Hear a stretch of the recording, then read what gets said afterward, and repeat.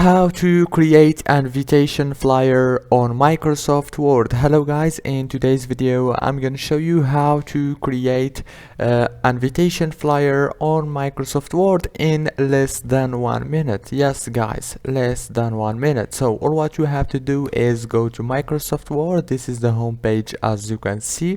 Now all what you have to do is go here in the top, click on this little flyers text.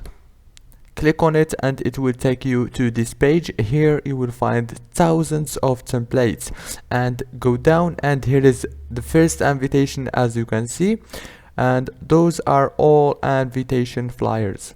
For example, I'm gonna choose this one right here, click on it, and now click on create right here. Now as you can see, you can change and edit the text. Well, for example, welcome everyone. It's very easy to edit, and that's it guys. If this video was helpful, please don't forget to like and subscribe. Thank you so much for watching this video until the end. See you later, and thank you so much.